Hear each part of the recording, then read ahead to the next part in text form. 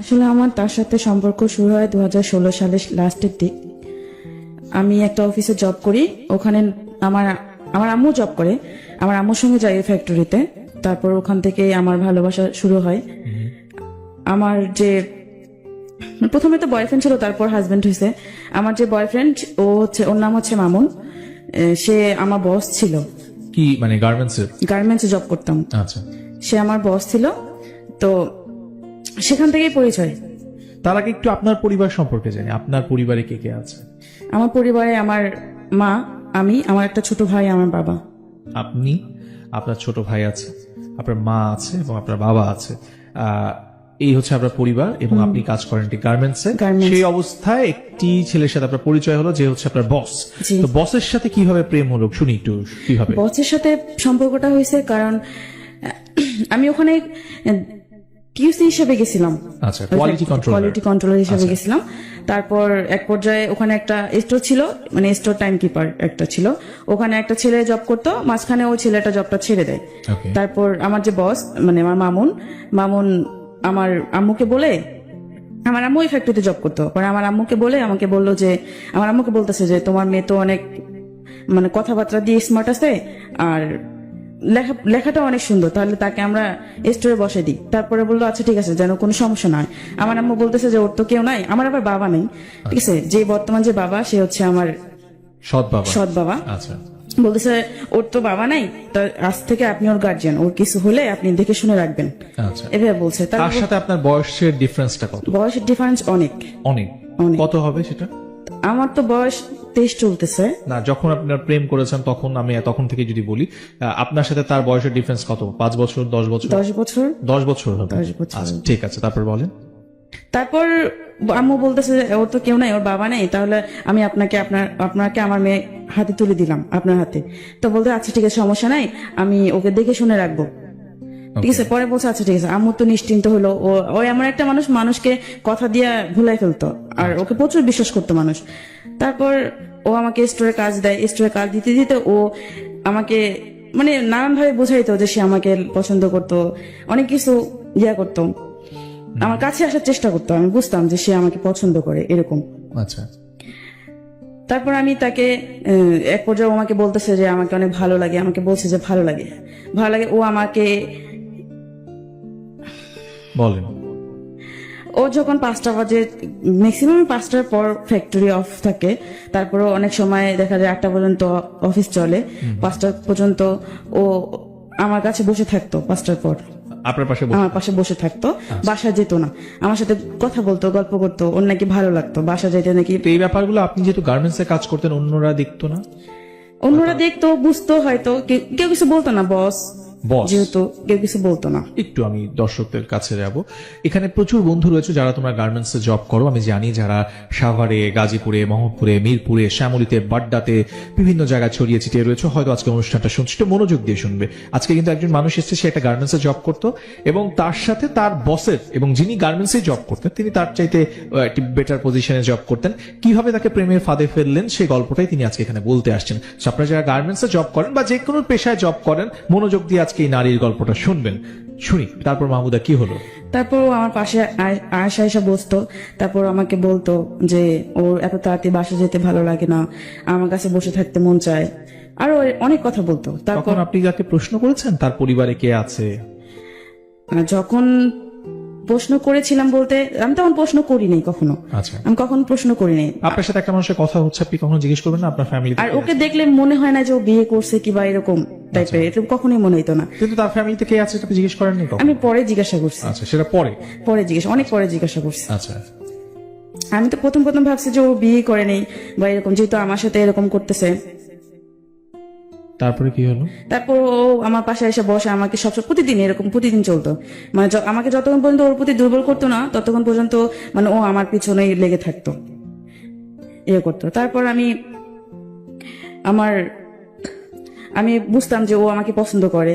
তারপর আমি ওর মানে এমন সিচুয়েশনে ফেলাইতো, মানে বিশ্বাস করতে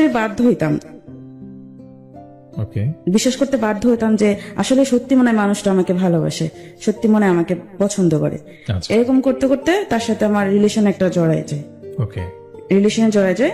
কতদিন সময় নিল এই যে আপনি মানে চাকরিটা নিলেন এবং ওই যে আপনি স্টোরে দায়িত্ব নিলেন, সেখানে বুঝতে পারলেন যে সে আপনাকে ভালোবাসে, এই সময়টুকু কতটুকু যে আপনি তাকে পছন্দ করে ফেললেন বা ভালোবাসলেন, কতদিন হবে? এটা হবে হচ্ছে আমার 2 মাস। 2 মাসের ভেতরে 2 মাসের সে আপনাকে কনভিন্স করলো যে সে আপনাকে ভালোবাসে এবং আপনিও বুঝে নিলেন যে হ্যাঁ, আমি আপনি তাকে বুঝে ভালোবাসেন। নিয়েছি যে সে আমাকে ভালোবাসে। ওকে, গুড। তারপর আমার আমার ওর সাথে সম্পর্ক হওয়ার পরে ভালোই ছিল, সবকিছু ভালো ছিল। তারপর একদিন ও আমাকে বলতেছে, আমার আরেকটা ছেলে ছিল, ও তো আমাকে ওকে ওর সঙ্গে খুব ইয়া ছিল। তারপর বলতেছে যে ওরে ডাক দিয়ে বলছে ওর একটা রুম লাগবে, মানে ওর ফ্যামিলি আছে, ফ্যামিলিকে নিয়ে আসবে। আমি তখনও জানতাম না যে তার ইয়া ছিল, ওয়াইফ ছিল। ঠিক আছে, তারপরে আমি আর ওই ছেলেটা ওর জন্য বাসা খুঁজতে যাই। বাসা খুঁজতে যাওয়ার পর অনেক বাসা খোঁজার পর একটা বাসা পাই। তারপর ওকে এসে বলি, পরে ও বাসাটা দেখতে যায়। বাসা ওর পছন্দ হওয়ার পর তার মানে 1 তারিখে ওর বউ নিয়ে আসে, ওর ওয়াইফ নিয়ে আসে? ওর ওয়াইফ ওর বাচ্চা নিয়ে আসে। যখন বাচ্চা নিয়ে আসে তখন আমি মানুষের কাছে শুনি যে এরকম যে ওর বউ আছে, বাচ্চা আছে। তারপর আমার কাছে অনেক খারাপ আছে, মানে কষ্ট পাইছিলাম। কষ্ট পাতে তারপর আমি একটু পিছিয়ে গেছিলাম। পিছিয়ে যাওয়ার পর তারপরে দেখি ও আমার অনেক ইয়া করতো, ওর প্রতি দুর্বল করতো, নানান ভাবে বুঝাইতো। আর শুরু থেকে আমার প্রতি ওর একটা অন্যরকম ইয়া ছিল। এটা আমি আগে বুঝি নাই, কিন্তু এখন বুঝতে পারছি। আমার সাথে এমন কিছু কাজ করছে যে ওর বউ থাকা সত্ত্বেও আমি ওর প্রতি দুর্বল হয়ে গেছি। অফিসে যখন আমরা একা বসে থাকতাম তখন। আপনার সাথে তার ফিজিক্যাল রিলেশন হয়েছিল? ফিজিক্যাল রিলেশন হয়েছে। এটা মানে আপনি তার ওয়াইফ আছে এটা জানার আগে? ওয়াইফ আপনি কিন্তু অনেক কিছু লুকিয়ে যাওয়ার চেষ্টা করছেন। আপনি যদি লুকিয়ে যান তাহলে আমি কিন্তু আমার গল্প শুনতে পারবো না। সো আপনাকে ক্লিয়ারলি কথা বলতে হবে। প্রথমত হচ্ছে আপনি তার সাথে পরিচিত হলেন এবং পরিচিত হওয়ার পরে আপনার তার সাথে সম্পর্ক হলো এবং এরপর আপনি বললেন তার বাসার মধ্যে তার ওয়াইফ চলে আসছে। এর মধ্যে আপনি কিছুই জানতেন না। তারপরে যখন আপনি জানলেন যে তার বিয়ে হয়ে গেছে, এরপর আপনি তার সাথে কেন চললেন? এরপর আমি তার প্রতি প্রচুর দুর্বল হয়ে গেছিলাম। তাকে অনেক ভালোবাসছি, অনেক ভালোবেসে ফেলছি। এই 2 মাসের মধ্যে? এই অনেক 5-6 মাস হয়ে গেছে। সেই 5-6 মাসে কিছুই তো গল্প আপনি আমাদেরকে বললেন না। আপনি তো বললেন যে 2 মাসের মধ্যে আপনি বাসায় 2 মাসের ভিতরে ওর সাথে আমার রিলেশনটা হয়। হ্যাঁ, রিলেশন হয়। তারপরে ওর সাথে আমার ফিজিক্যালি রিলেশন হয়। হ্যাঁ, সেটা আপনি এড়িয়ে যাচ্ছেন কেন? সেটা যদি আপনি না বলেন আমার দর্শক তো জানবে না। আপনি ফিজিক্যালি রিলেশন ওর বাসায় ওর ইয়াতে হয়। হ্যাঁ, তো এইটার জন্য আপনি নিজে গেছিলেন তার সাথে? আমি নিজে যাইনি, সে আপনাকে নিয়ে সে গেছে? আমাকে নিয়ে গেছে। তখন আমি তখনই আমার সেক্ষেত্রে আপনি জানতেন না না, আমি জানতাম যে সে তখন ম্যারিড? জানতাম না। তো এটা হচ্ছে আপনার রিলেশনের কতদিন পরে, সম্পর্কটা হওয়ার কতদিন পরে? সম্পর্ক হওয়ার 3 মাস পর। সম্পর্ক হওয়ার ঠিক 3 মাস পরে আপনি তার সাথে ফিজিক্যাল রিলেশনে চলে গেলেন। আচ্ছা, এরও 3 মাস পরে আপনি জানলেন যে তার বিয়ে হয়েছে, তাই তো? এই যখন জেনে ফেললেন যে সে বিয়ে করেছে, তখন আপনি কি ডিসিশন নিলেন বা কি করলেন? আপনি প্রথম কি করেছিলেন বলেন তো? যখন আমি জানতে পারি যে তার বউ আছে, বাচ্চা আছে, তারপর আমি আর পারিনি পিছাইতে, কারণ যেহেতু ওর সাথে আমার ফিজিক্যালি রিলেশন হয়ে গেছে, আমি আর পারি নাই, কারণ আমি ওর প্রতি অনেকটা দুর্বল, যেটা বলার বাহিরে। ওকে, তার মানে আপনি ফিজিক্যালি একটা মানুষের সাথে ইনভলভ হয়ে যাওয়ার কারণে আপনি তারপরে আর চাইলেও আপনি ব্যাক করতে পারি নাই। আচ্ছা, মূল কারণ? হাঁটার চেষ্টা করলেও পারি নাই আমি। তখন ভালোবাসা ছিল না? আসলে ভালোবাসা ছিল আমার ভিতর, আমি ওরে ভালোবাসছি, কিন্তু ও তো আমাকে ভালোবাসে নাই। হ্যাঁ, তাহলে আপনি ব্যাক করতে চেয়েছিলেন কেন? তখন তো আমি বুঝি নাই সে কোন দিকে যাবে। আমি আগেই বলে রাখি যে মানুষটা আসছেন তিনি অনেক কিছু এড়াই যেতে চেষ্টা করছিলেন, বাট আমার কাছে মনে হলো যে গল্পের আগে উনি অনেক কিছু বলতে চাবেন, কিন্তু লাইভে এসে গল্পটা বলবেন না, কারণ ব্যক্তিগত পর্যায়ে আমি ঘটনা শুনে কি করব, শোনার দরকার আমার লিসেনারদের। সো আপনারা লিসেনাররা এটা আমাদেরকে শুনতে হবে। সো আজকে যারা লাইভটা দেখতেছেন, let's share this live, because এই ঘটনা শুধুমাত্র মাহমুদার সাথে ঘটে না, প্রচুর মাহমুদা এরকম ছড়ায় ছিটায় আছে। স্পেশালি তোমরা যারা গার্মেন্টসে জব করো বা বিভিন্ন নারী বন্ধু রয়েছে, তোমরা যারা বিভিন্ন জায়গায় জব করো, তোমাদেরকে আমি স্পেশালি বলবো just share this, please share this, because এই যে আমরা যারা বিভিন্ন অফিসে জব করি, আমাদের মধ্যে নারী পুরুষ সবাই মিলেই তো জব করে, তো সেখানে একদল সুযোগ সন্ধানী মানুষ থাকে যারা এই ধরনের টোপগুলো ফেলে যে তোমাকে আমি প্রতিষ্ঠিত করে দিব, কিংবা তোমার সাথে কথা বলতে আমার ভালো লাগে। এই যে নাটকগুলো করে, এই নাটকের একটা রূপ রেখা আজকে আপনারা দেখতে পাবেন, এবং এই কারণে আমি মাহমুদাকে আসলে ও যে এই বিষয়গুলো এড়িয়ে যেতে চাচ্ছিল সেগুলো আমি ওকে বলাচ্ছি। এতে করে আমাকে হয়তো খানিকটা সময় ব্রেক নিতে হচ্ছে, কারণ ও আসলে কথাগুলোকে একদম গুলিয়ে ফেলেছে। যে গল্পটা সে বলতে আসছে সেই গল্পটা, মেইন গল্পটা বাদ দিয়ে সে অন্য জায়গায় চলে যাচ্ছে। So, আপনারা যারা গল্পটা শুনছেন তাদেরকে মনোযোগ দিয়ে বলে রাখছি, আজকে মাহমুদা এখানে কেন এসেছে। মূলত ও এসেছে ওর জীবনের সেই গল্পটা বলতে, যেই গল্পটার সাথে ও প্রতারিত হয়েছে এবং যে গল্পটা ওর জীবন থেকে নেয়া, ওর ভালোবাসার গল্প। আপনার গল্পটা আমি শুনবো নেক্সট স্যাটারডেতে। জাস্ট রেজিস্ট্রেশন করে ফেলুন। স্ক্রলে দেখেন রেজিস্ট্রেশন নিয়মটা বারবার যাচ্ছে। মাহমুদা, আপনি একটু পুরো ঘটনাটা আমাদেরকে বলবেন যে আপনার সাথে তার প্রেম হলো, প্রেম হওয়ার 3 মাসের মাথায় আপনি তার সাথে ফিজিক্যাল রিলেশনে চলে গেলেন। সেই সময় কি কারণে গেলেন? সে কি আপনাকে বাধ্য করেছিল বা সে আপনাকে বলেছিল আপনাকে ছেড়ে চলে যাবে? কি কারণ? আপনি একটি মেয়ে হয়ে কেন এই ধরনের ডিসিশন নিলেন? ও আমাকে ওর বাসায় ডেকে নিয়ে গেছিল, ঠিক আছে? ওর বাসা ডেকে নিয়ে গেছিল ওর কাপড় চোপড় ধোয়ার জন্য, রান্না করার জন্য, কারণ ও না খেয়েছিল, তো আমাকে ডাকছিল। তারপরে আমি ওর বাসায় যাই, বাসায় যাওয়ার পর ওর সমস্ত কাজ করি, কাজ করার পর ও আমাকে জোর করে ফিজিক্যালি রিলেশন করার জন্য। ওকে, জোর করার পর আমার ওর সাথে ফিজিক্যালি রিলেশন হয়। ওকে, তারপর কি হলো বলেন?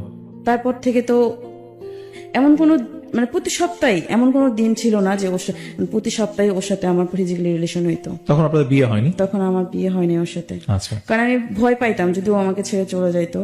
মানে আপনি ওকে আপনার কাছে রেখে দেওয়ার জন্য সম্পর্কে বারবার যেতেন? হ্যাঁ। তাই, ঠিক আছে। তারপর কি হলো? তারপর ওর বউ আসলো, ওর বউ আসার পরে অনেক সমস্যা হয়েছিল আমার আর ওর মাঝে, ঠিক আছে? আমি ওকে বলতাম যে, কারণ এই সম্পর্ক এরকম করে তো আর হয় না সম্পর্ক।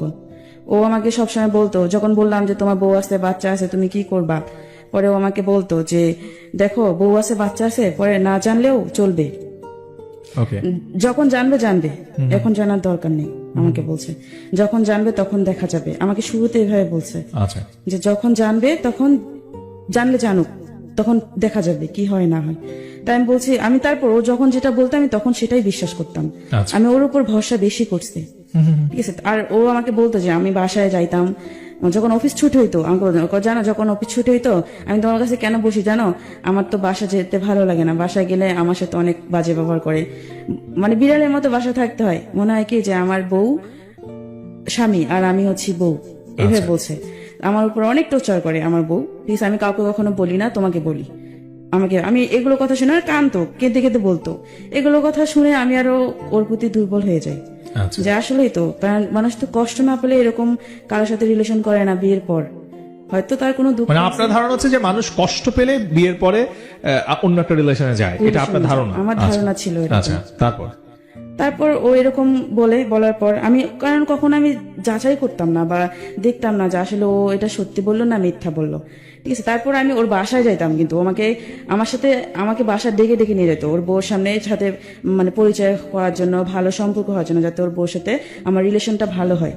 ও আচ্ছা, মানে তার ওয়াইফের সাথে আপনার পরিচয় করিয়ে দেওয়ার জন্য আপনাকে তার বাসায় নিয়েও গেছে? আচ্ছা, গুড। তারপর পাশাপাশি আমার বাসা থেকে ওর বাসা 5 মিনিট, আচ্ছা, এরকম বাসায় নিয়ে যায় ওর বউর সাথে আমার কথা মানে পরিচয় করে দেয়।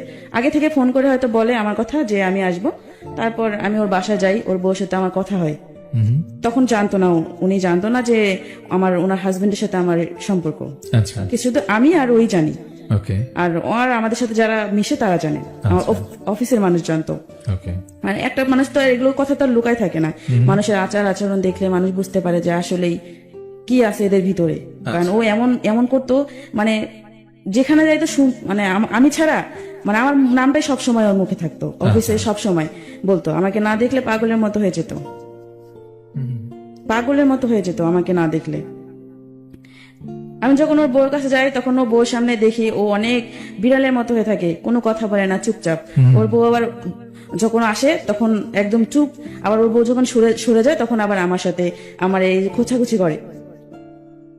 আচ্ছা, তারপর এরকম করে যখন, তারপর ওর বাসায় খাওয়া দাওয়া করে আমি চলে আসি, মাঝে মাঝে যাইতাম বাসায়, ও আমাকে ডেকে ডেকে নিয়ে যাইতো বা ফোন করে নিয়ে যেত যে আয় এসে, মানে ওর বউর সামনে আমাকে তুই করে কথা বলতো, ফোন করে বলতো যে আয়শা আমার বাসায় আয়শা ঘুরে যা। ওর যে ছেলে আছে, ছেলের নাম মাহির, বলছে মাহিরের মায়ের সঙ্গে কথা বলে যা, ভালো লাগবে, সারাদিন ও বাসায় থাকে, মানে আমাকে দেখতে পাবে ও, যেদিন বিশেষ করে যেদিন বন্ধ থাকে সেদিন আমাকে যায়, কারণ ও দেখতে পারে না। আর ম্যাক্সিমাম সময় অফিস তো আমাদের ছুটি হয় রাত্রে 8টা বাজে, ও আমাকে নিয়ে বেরোতে পারে না, এই জন্য শুক্রবার করে যাইতো, আবার কখনো 5টায় ছুটি হলে আমাকে নিয়ে বের হইতো। আচ্ছা, এরকম করতে করতে ওর বউর সাথে আমার একটা ভালো সম্পর্ক তৈরি হয়। ওর বউ আমাকে বিশ্বাস করে প্রচুর, ছোট বোনের মতো ভালোবাসতো যেটা, ঠিক আছে, কারণ এই বিশ্বাসটা ও ঢুকাই দিছে আমাদের ভিতরে। ওকে। তারপর এরকম আসার পরে এরকম করতে করতে ও আমাকে সবসময় শুধু বলতো ওর বউ ওর সাথে বনে না, ওর বউরে ধরে মারে, এটা করে ওটা করে, আমাকে সবসময় বলতো যে আমার বউর সাথে আমার সম্পর্ক ভালো না, আমার বউকে আমি বলি কি ভালো না, তাহলে এখনো পর্যন্ত সম্পর্কটা টিকে আছে কেন, যেহেতু ভালোই না। পরে আমাকে একদিন বলে যে শোনো, আমি কই আপনি কি প্রেম করে বিয়ে করছেন? কয় না, আমি তো তাকে প্রেম করে বিয়ে করি নাই, আমার ফ্যামিলি দিছে। আচ্ছা। আমার ফ্যামিলি, আপনি কি দেখেন নাই? কয় না, আমি তো তাকে দেখি নাই, যে তার সাথে আমি তাকে দেখিও নাই, আমার ভাই দেখছে, আমার ভাবি দেখছে, তারপর আমার বাবা মা পছন্দ করে বিয়ে করেছে। তা আমি কি আপনার পছন্দ হয়নি? কয় না, আমার কখনোই পছন্দ হয়নি। তাহলে পছন্দ হয়নি, তাহলে আপনার যে একটা বাচ্চা আছে, এই বাচ্চাটা কিভাবে হলো? তাই আমি এই বাচ্চাটা তো আমি নিতে চাই নাই, ওর সাথে আমার বিয়ে শুরু থেকে সম্পর্ক ভালো ছিল না, এই বাচ্চাটা আমি চাইনি নিতে, ও সংসারটা টিকিয়ে রাখার জন্য এই বাচ্চাটা নিছে, আচ্ছা। যেন আমি বাচ্চাটার মায়ায় ওর সাথে সংসার করি। এভাবে বলছেন, কারণ আমি আমার বউকে কখনোই পছন্দ করিনি, হয়তো মানুষের সামনে দেখাইছি, কিন্তু আমি মন থেকে কখনো ওরে পছন্দ করিনি। যবে থেকে আমি ওরে বিয়ে করছি, আমার জীবনে একটা কুপা, ও কখনো আমার ভালো কিছু হয়নি। আচ্ছা, এই যে কথাগুলো বলছেন, এটা আছে কয় বছর আগে? এটা হচ্ছে এই যে 2 বছর আগে, 2 বছর, 1 বছর আগে। 1 বছর আগে। তো আপনার বয়স এখন 23 বছর, আপনি তখন 22 বছরের ছিলেন। তো 22 বছরের একটা নারী, সে কি একবারও চিন্তা করে না যে আরেকটা মেয়ে সংসার, সেই মেয়েটাকে নিয়ে একজন পুরুষ সংসার করছে, তাদের ঘরে একটা সন্তান আছে, তারপরও এই মানুষটা আমাকে যা বলছে সব সত্যি, এরকম মনে হচ্ছিল আপনার তখন? কারণ ও কেঁদে কেঁদে বলতো, মানে তার মানে হচ্ছে আপনি তার কান্না দেখে মনে হতো যে সব সত্যি কথা বলছে? ও কাঁদতো অনেক। আচ্ছা। যখনই বলতো, ওর কষ্টের কথাগুলো বলতো, তখনই ও নাকি মন খুলে ওর বউর সাথে কোনো কথা শেয়ার করতে পারতো না। এটা আপনাকে বলতো? হ্যাঁ। আর ও যদি কখনো মন খারাপ থাকতো, ওর বউ কখনো জিজ্ঞাসা করতো না যে কি হয়েছে না হয়েছে, কখনো বলতো না। আচ্ছা। শুধু বাসায় যায়, খায়, ঘুমায়, এরকম। আমার ওদের সম্পর্কটা নাকি অন্যরকম ছিল, আমাকে বলছে যে, আর কেঁদে কেঁদে বলতো আমাকে। আর আমি তাই বিশ্বাস করতাম, কারণ আমি তো তাকে অনেক ভালোবাসি। অনেক দুর্বল। মানে এই যে বারবার বলছেন আপনি তাকে খুব ভালোবাসেন, কিন্তু একটি পুরুষ, তার একটি বিবাহিত স্ত্রী আছে, তার সন্তান আছে, এইটা জানার পরও আপনার তাকে ভালোবাসার ইচ্ছেটা কেন বারবার হচ্ছে? এই বিষয়টা আমরা অ্যাকচুয়ালি, এখানে প্রচুর মানুষ আছে, অনেকে প্রশ্ন করতেছে আমাকে লাইভে যে উনি তো জানতো যে মানুষটা বিবাহিত, ওর একটা সন্তান আছে, তারপরও এই মেয়েটা, আপনি তো স্কুলে পড়েন না বা একেবারেই ছোট নয়, আপনি এই অবস্থায় কেন বারবার আপনি তাকে ভালোবাসতেন? আসলে ওর কষ্টটা দেখে আমার ওরে ভালো লাগতো। আচ্ছা। ওর কষ্ট, আমি যদি ভাবতাম যে ওর কষ্টটা যদি আমার দিয়ে দূর হইতো, কারণ ও চাইতো যে ওকে বুঝবে, যে ওকে সবসময় ভালো রাখবে। আর ও আমাকে বলতো যে আমি নাকি ওকে যেভাবে বুঝি সেভাবে ওর বউ বুঝে না, আমি যেভাবে ওরে কেয়ার করি এভাবে ওর বউ কেয়ার করে না। আচ্ছা, কিন্তু আপনি তাকে কেয়ার করবেন তো। যাই হোক, এখন বুঝলাম যে তার এই সমস্ত কথা শুনছেন আপনি, তারপরে কি হলো আগাই সামনে? তারপর তো এরকম ও সবসময় বলতাম, যখন বলতাম যে তোমার ফ্যামিলি জানলে তখন কি হবে, তোমার বউ জানলে কি হবে, বলে যে যখন জানবে তখন দেখা যাবে। আমাকে এভাবে বলছে, যখন জানবে তখন দেখা যাবে। তারপর ওর সাথে আমার প্রায় মাঝে মাঝে ওর সাথে আমার ফিজিক্যাল হইতো, প্রায় ও আমাকে ডেকে ডেকে। তার মানে বিবাহ, মানে তার সাথে প্রেম হওয়ার 3 মাস পর থেকে আপনাদের ফিজিক্যাল রিলেশন স্টার্ট হয়েছে, এবং সে বিবাহিত এটা জানার পরেও আপনাদের এই ফিজিক্যাল রিলেশনের সম্পর্কটা চলছে, কন্টিনিউ চলছে। ওকে। তারপর আমি ওর সাথে ফিজিক্যালি রিলেশন আমার করতাম না, ঠিক আছে। প্রথমবার ও জোর করে করছে, তারপরে ও অনেকবার বলছে, আমার ডাকছে, ও এমনকি ও একটা বাসাও ঠিক করা ছিল আমার, ও ঠিক করছিল, ঠিক আছে। ওখানে আমাকে প্রায় সময় নিয়ে যেত। ওকে। তারপর ও আমাকে বলতো যে ওর ওয়াইফ তো আপনাকে খুব বিশ্বাস করতো, আপনি একটু আগে বলছিলেন না?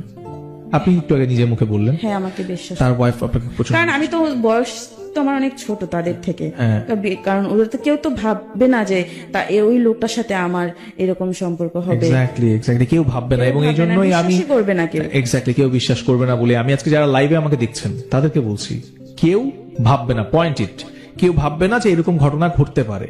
একটি মানুষ, একটি হাউসওয়াইফ, তিনি তার হাজবেন্ডের একটি ফ্রেন্ডকে ফ্রেন্ড হিসেবে ভাবেন, এবং সে আসে, তার ছোট বোন হিসেবে আসে, তুই তুকারি সম্পর্ক, কিন্তু এইটা নিয়ে কখনো কোনো সন্দেহের উদ্বেগ হতেই পারে না, খুব স্বাভাবিক প্রক্রিয়া। কিন্তু সেই স্বাভাবিক প্রক্রিয়ার মধ্যে কি অস্বাভাবিক ঘটনা ঘটছে সেটা একটু চোখ কান খোলা রেখে শুনতে থাকেন, আর যদি প্রয়োজন মনে করেন লাইফটা শেয়ার করেন, বিকজ এই লাইফটা শেয়ার করলে আমি 1 টাকাও পাবো না, বাট লাইফটা শেয়ার করলে হয়তো কোনো একটা হাউসওয়াইফ, কোনো একটা বন্ধু, কোনো একজন স্টুডেন্ট যে এই লাইফটা পরবর্তীতে দেখবে সে সচেতন হবে। So আপনি একজন পুরুষ হন কিংবা নারী হন, just share this life. Mahmuda, তারপরে কি হলো বলেন? তারপর ওর যে ওয়াইফ ছিল আমাকে প্রায় মানে ভালো মন্দ কিছু রান্না করলে আমাকে ডাকতো যে আসো বাসায় আসো, বা ও ডাকতো কিনা জানি না, হয়তো মামুন বলতো, এই কারণে হয়তো আমাকে উনি ফোন করতো বা মামুন ফোন করতো, আমাকে বলতো, বাসায় ডাকতো, আমি চাইতাম, ও ছেলেকে আদর করতাম, চলে আসতাম।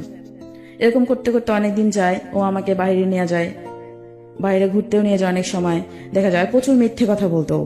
আচ্ছা, প্রচুর মিথ্যা, আমি বুঝতাম, কিন্তু পরে ও অস্বীকার, মানে এমন একটা সিচুয়েশন তৈরি করে আমার ওই মিথ্যা কথাটা বিশ্বাস করতে হতো, এমন একটা পর্যায়ে আসে। তারপর আমি ওর যখন আমারে প্রায় সময় বলতো যে ওর বউ মানে ওর বউরে দিয়ে ওর যায় না, আচ্ছা, আমি বেস্ট, আচ্ছা, এই বলতে, যে রাস্তায় ও নাকি যতদিন বিয়ে হয়েছে হয়তো চাপে পড়ে ওর বউকে বাইরে নিয়ে গেছে, কিন্তু কখনো ওর বউর সঙ্গে বাইরেও নিজের ইচ্ছা যাইতে চায়নি। আচ্ছা, আমাকেই সবসময় সময় দিত, মানে এই আমার সাথে সম্পর্ক হওয়ার পর থেকে আমাকেই সবসময় সময় দিত, বাসায় সময় দিত না।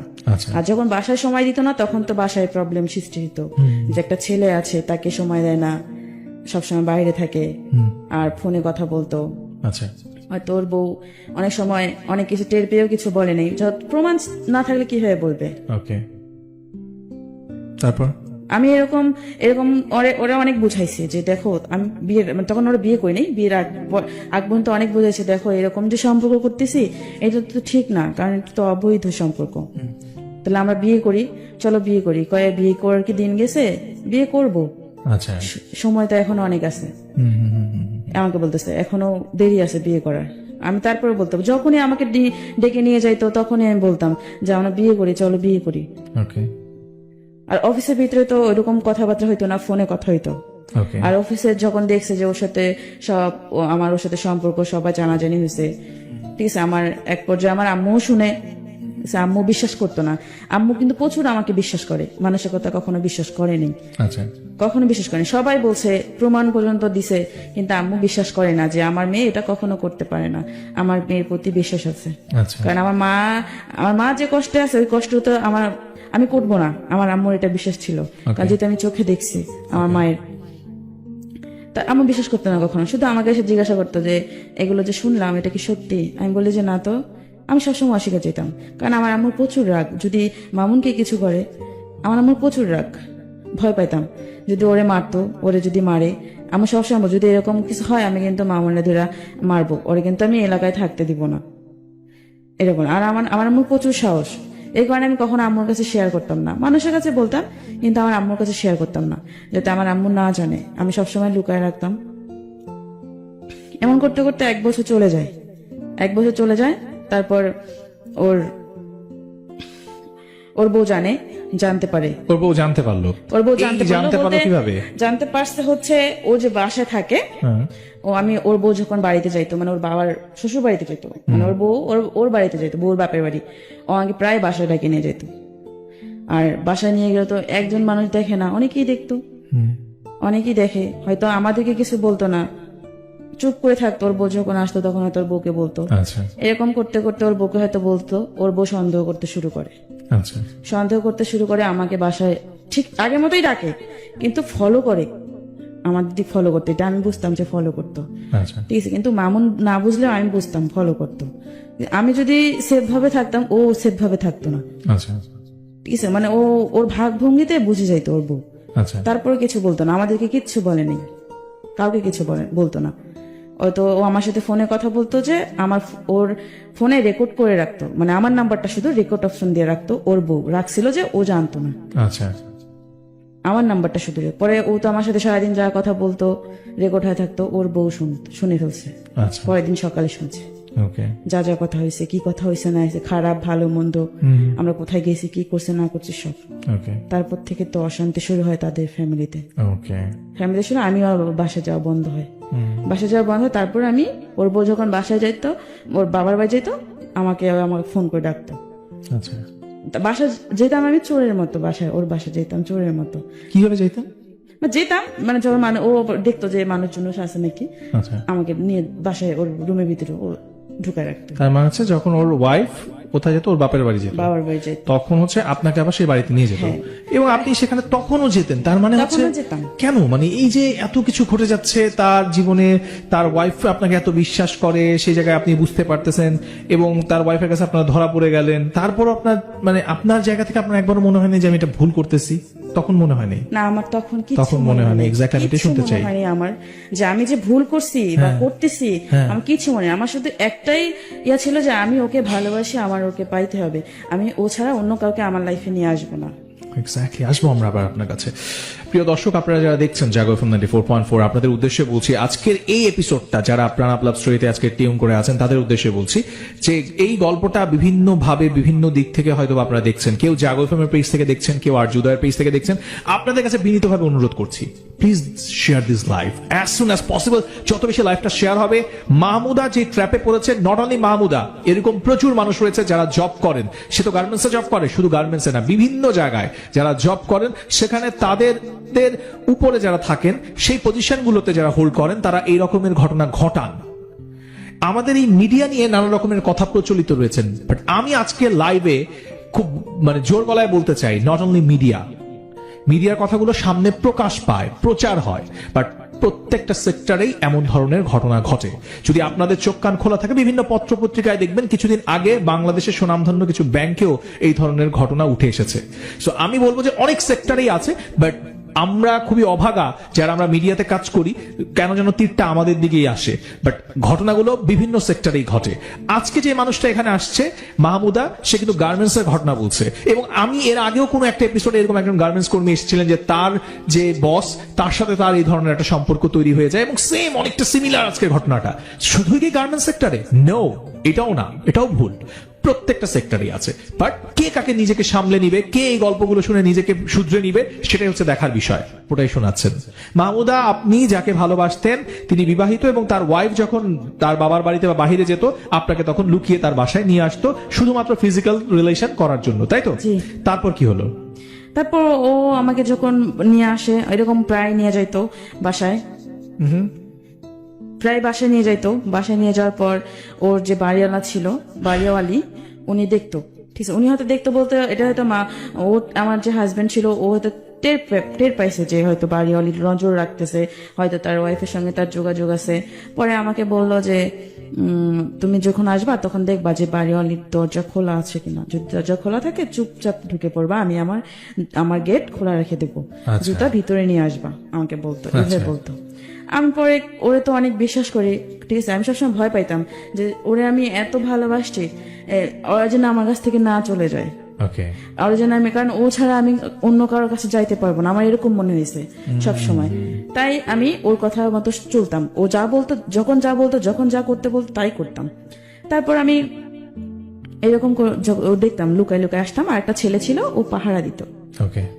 আর একটা ছেলে ছিল যে আমাদের সবটা জানতো, ঠিক আছে, ওকেও কিন্তু খুব ভালোবাসতো, আমার মনের ওয়াইফ ওকেও ভালোবাসতো খুব, ঠিক আছে, কিন্তু তারপর ও পাহারা দিত, ও কিছু বলতো না। পরে একদিন ও আমাকে প্রায় সময় বাসায় যখন নিয়ে যায়, ওর রুম তো এলোমেলো হয়ে থাকে, আমাকে দিয়া, আমি যখন যাইতাম তখন সবকিছু পরিষ্কার করে দিয়ে আসতাম।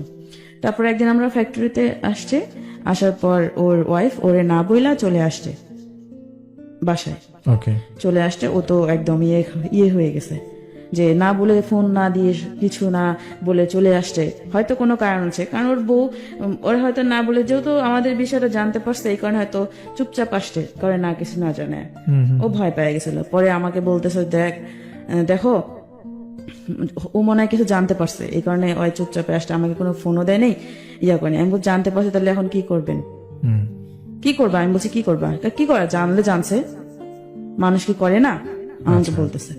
আচ্ছা, আমি তারপরে ওর কথা বলছি, শুধু ঠিক আছে বলে গেছি। আচ্ছা, যখন যেটা বলছি তখন সেটা বলছি, ঠিক আছে। পরে লাস্টের দিক 2018 সালের দিক, এরকম করে 1 বছর গেছে, এরকম করেই ফিজিক্যালি রিলেশন করেই 1 বছর গেছে। পরে 18 সালের দিক যখন লাস্টে আসলো, তারপরে ওর সাথে আমার মানে এটা নিয়ে অনেক কিছু হইলো, অনেক কিছু হলো। ও আমার সাথে লুকায় লুকায় কথা বলে। যখন সবাই জানলো যে ওর সাথে আমার সম্পর্ক, আমার আম্মু বিশ্বাস করেনি। সবাই বলছে, সবাই কানাকানি করতেছে যে ওর সাথে এই সম্পর্ক, এটা হয়েছে, ওটা এটা হয়েছে, এটা করছে, এখানে নিয়ে গেছে, ওখানে নিয়ে গেছে, এরকম ভাবে আমার আম্মুকে সবাই বলতেছে। আমার আম্মু বিশ্বাস করে না, যে বলে যে আমার মেয়ের প্রতি বিশ্বাস আছে, আমার মেয়ে কখনো এরকম কাজ করতে পারবে না। এমনকি আমার বাসায় যাইতো, আচ্ছা ও ওই ফ্যাক্টরি থেকে জব ছেড়া অন্য ফ্যাক্টরিতে জব নেই, 5টা বাজে আসতো ওই ফ্যাক্টরি থেকে, আসলে আমার বাসায় 8টা পর্যন্ত থাকতো, বাসায় আসতো। আম্মু বিশ্বাস করতে পারে যে ছাড় মানুষ আমার অনেক ভালোবাসে, এই কারণে আম্মু ওরে অনেক খুব বিশ্বাস করতো। আর কখনো ভাবতে পারে না যে ও এরকম কাজটা করবে। আমার আম্মু বাসায় রেখে যাইতো, আমার একটা ছোট ভাই আছে, এমনকি ও আমার বাসায় অনেকবার ফিজিক্যালি রিলেশন দিছে, আপনার নিজের বাসা? আমার নিজের বাসায়। ওকে দেন আমার নিজের বাসায় ফিজিক্যালি রিলেশন করতো। এই যে আসতো 5টা বাজে আসতো, আসলে এই যে 7টা 8টা পর্যন্ত থাকতো, গল্প করতো, এটা করতো। আম্মু তো বিশ্বাস করে বাসায় রেখে চলে যাইতো। কিন্তু আপনার মা জানতো যে আপনার বাসায় সে আসে? হ্যাঁ এটাও জানতো? হ্যাঁ আচ্ছা আসতো, প্রায় আসতো, আচ্ছা প্রায় আসতো যে আসে, কারণ যেহেতু ছাড় মানুষ আমার, আর আমাদের অনেক হেল্প করতো। মানে আমার ফ্যামিলিটা একটু ছিল, অনেক হেল্প করতো, ওকে সাহায্য করতো অনেক। স্যার ওরে খুব বিশ্বাস করতাম আমরা সবাই, মানে আমি তো করি, ওরে অনেক বিশ্বাস করতাম তখন। আর আমার আম্মু তো অনেক করতো, এই জন্য ওরে বাসায় রেখে চলে আসতো। আম্মু কাজে বেরোইতো বা দোকানে যেত, এই সময়টা ওর সুযোগ কাজে লাগাইতো। ওকে আমার ভাই আছে, ছোট ভাইকে কখনো মোবাইল দিয়ে আলাদা রুমে রাখতো, এরকম। আমার ভাই ছোট, ওরে মোবাইল দিয়ে আলাদা রুমে বসাইতো, আর আমরা আর এক রুমে ছিলাম। আমি তখনও বলতাম যে আমরা বিয়ে করি, বিয়ে করলে তো এরকম লুকায় লুকায় কিছু করতে হয় না। মানুষ কি করে না, মানুষ তো 2টা বিয়ে করতেছে, অনেকে 3টা বিয়ে করতেছে। পরে ও বলে যে করবে বিয়ে, বিয়ে করতেই গেছে, আর আমার তোমাকে ছাড়াও বাসায়, আমাকে বাসায় যান, তোমাকে ছাড়া আমার বাসায় যেতে ভালো লাগে না। আচ্ছা। বাসায় গেলে ক্যাশ ম্যাচ বলে যে খালি চিল্লা চিল্লি, ওর বউ নাকি খালি চিল্লা। ও আমায় যখনই জিজ্ঞাসা করি তখনই বলে যে ওর বউ সাথে বনে না, তখন কোনো সময় ভালো কথা বলে নেই যে ওর বউটা অরিয়া করে। আর একদিন, মানে এই ঘটনার পর একদিন বলতেছে আমি ওর ছবি পোস্ট করতাম, ছবি পোস্ট করলে আমাকে ওর বউ দেখতো যে আমি কেন ওর ছবি কেন পোস্ট করব। এটা তো স্বাভাবিক, একজন বউ হিসাবে তার হাজবেন্ডকে তো জিজ্ঞাসা করা দরকার যে কেন তোমার ছবি ও ফেসবুকে আপলোড করতেছে। ও বলে যে স্যার মানুষ আপলোড করতে পারে না, তাই বলে এইভাবে বলতেছে যে আমি ওরে কলিজা বলে ডাকতাম। আচ্ছা ঠিক আছে, এইভাবে দিতাম, মানে কখনো হাঁটুর পিক দিতাম, কখনো বড় মুখের পিক, অর্ধেক কেটে দিতাম, পুরোটা কখনোই দিইনি। আচ্ছা ঠিক আছে, ওর বউ বুঝতে পারতো যেটা ও, এটা নিয়ে অনেক সমস্যা হইতো। তারপরে হ্যাঁ একদিন চলে যায়, বাসা থেকে চলে যায় অনেক রাত্রে, বাচ্চাটাকে নিয়ে বের হয়ে চলে আসে। তারপর কোন নাকি বোনের বাসায় ছিল অনেক রাত, ও আবার খোঁজাখুঁজি করতে বের হয়। পরে আমিও আবার ওর সঙ্গে, মানে আমার একটা ভাস্তা আছে, ওকে নিয়ে বের হই যে কোথায় গেছে এত রাত্রে বাচ্চাটা নিয়ে। আমি আবার ওর সঙ্গে বের হই। পরে ও আমাকে বলতেছে তুমি আসছো কেন, তোমাকে দেখলে তো আরো সমস্যা হবে। পরে আমি বলছি না আমি আসি। পরে আচ্ছা ঠিক আছে, তাহলে দুজনে পরে খোঁজাখুঁজি। পরে ও ফোন দিল, কাকে জানি, ওর ভাইকে না কাকে ফোন দিয়ে বললো যে হ্যাঁ ও তো আছে, মানে ওর বউ আছে, ওর বোনের বাসায়, একটা বোনের বাসায় আছে, চৌরাস্তা না কোথায়। পরে ও নিশ্চিত হলো। পরে আমরা ওখানে একটা কলেজ গেট, আমি যেখানে থাকি ওখানে একটা কলেজ গেট আছে, ওখানে বসলাম। বসার পর অনেকক্ষণ কথাবার্তা বললাম, ওর বউর বিষয়ে কথা বলতেছে যে অনেক অশান্তি বাসার ভিতরে, আমার ভালো লাগে না, মানুষ কি করে না। আর আমি এখন কথা বলি না তোমার সাথে, ও কিন্তু আমার সাথে এই ইয়ার পর ও আমার সাথে কম কথা বলছে, বেশি কথা বলেনি, যাতে পরিবার ওর বউ বিশ্বাস করে যাতে আমার সাথে ওর কোনো সম্পর্ক নেই, এই কারণে কম কথা বলতো, বাসা থেকে কম বেরোইতো। আচ্ছা ঠিক আছে, আর বাসা থেকে যখনই বেরোইতো ওর বউ খালি সমানে ফোন দিত যে ওর বউ সুন্দর ছিল, যে হয়তো সুমি মাহমুদের কাছে গেছে, এরকম একটা ইয়া করতো।